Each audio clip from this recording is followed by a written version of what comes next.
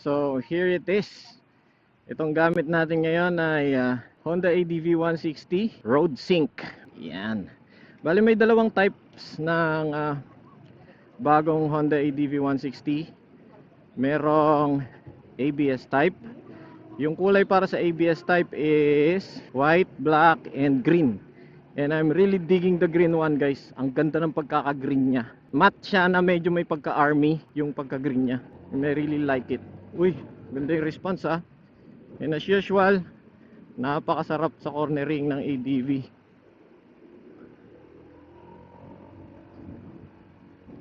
And sa road sync type naman ay merong dalawang kulay. Isang non-fade pearl white, tsaka yung brown. Nakalimutan ko na yung tawag sa pagka-brown nun eh. Sobrang sarap ipreno.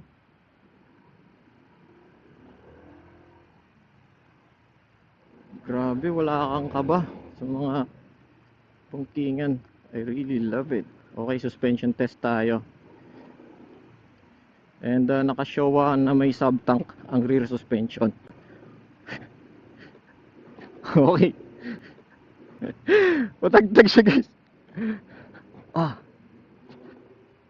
Oh, ewan ko lang pero parang mas matagtag to kaysa sa previous version. Okay, braking test tayo. And ano nga ba ang bago sa road sync? Well, meron na tayong 5-inch TFT display na lahat na makikita mo dyan. May kasama nga pala yan na turn-by-turn navigation kapag connected siya sa phone mo. Oop, sarap ipreno, guys. Ganda. And dito sa road sync type, meron siyang minor changes sa side fairings sa bandang harapan. Ang claim ni Honda is for better aerodynamic daw. And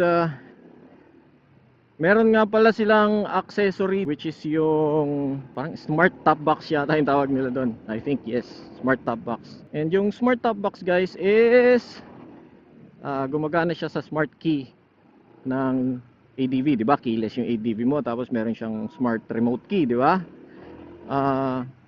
Yung same key na yon, same na smart key na yon is masisync mo siya sa top box mo. So basically, sa top box mo, wala ka ng physical na susi.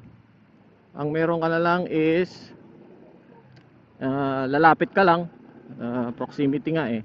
So lalapit ka lang, and then paglapit mo sa top box, pag nailapit mo na yung smart key sa top box, pwede mo na siya actually may itatap ka lang doon sa top box, as in tap lang, tapos mabubuksan mo na siya. And pag lock, ganun lang din kasimple. Anyways, tapos ng short test ride. Meron na rin siyang multi-purpose button, dedicated button for turning off and turning on the traction control, and syempre passing light. Daming vloggers and media, guys, oh.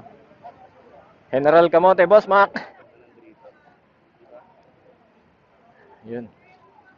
Moto P. Ayun si Sir Zach, guys. Dito rin si Kuya Juan ng motor ni Juan, and sila Sir Jetlao. Marami sila nandito. Neto Adriano and Joe Moto.